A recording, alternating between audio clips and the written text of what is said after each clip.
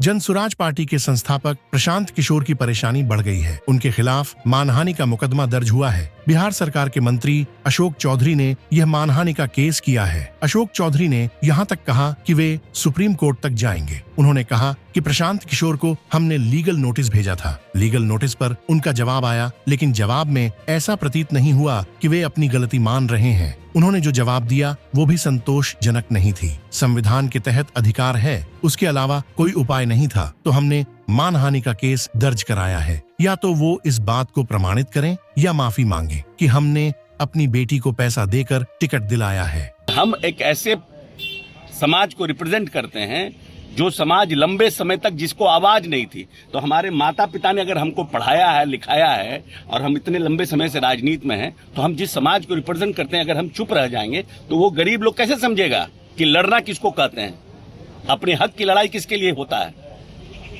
इसलिए हम तो पूरी तरह से लड़ेंगे। और ये जो मानसिकता है पिछड़ा दलितों के खिलाफ में, जो ये मानसिकता है, इस तरह की भाषा का प्रयोग करना, इसको तो बंद करना पड़ेगा ना।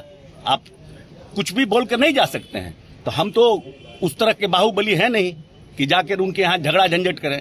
तो हमको तो जो संविधान में अधिकार प्राप्त है उसका हम प्रयोग कर रहे हैं। आप कोर्ट में हमने केस फाइल किया, एडमिट हुआ है केस, फिर एक डेट पड़ेगा, आप आएंगे, बताएंगे पड़ेगा। अब ये तो कोर्ट का है ना। हम तो लड़ेंगे, हम तो सुप्रीम कोर्ट तक इस बात के लिए लड़ेंगे, हम छोड़ेंगे नहीं। हम सुप्रीम, क्योंकि हम उस समाज को रिप्रेजेंट करते हैं जिस समाज को लंबे समय से, मेरे पिताजी 9 टर्म में मिले रहे हैं, तो लंबे समय तक आने के बाद हम इस स्थिति में पहुंचे हैं कि हम लड़ाई भी लड़ सकते हैं। नहीं तो लोग तो लड़ने की स्थिति में भी नहीं रहता। आप क्यों, आप किसी को, आपको कोई चोर बोल देगा, कोई आपको व्यापारी बोल देगा, कोई आपको कह देगा कि आप राजनीति कर रहे हैं पैसे के बल पर।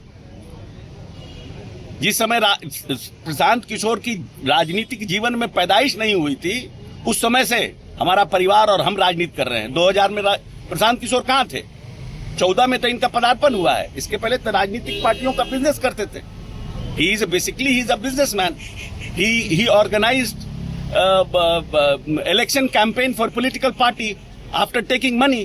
That is a known fact to all our country. So how can you blame somebody just for the heck of it, just because you want him to get in public eye? आप demoralise करने के लिए public आई में आप इस तरह का बयान देते हैं। या तो आप प्रमाणित करिए या तो माफी मांगिए।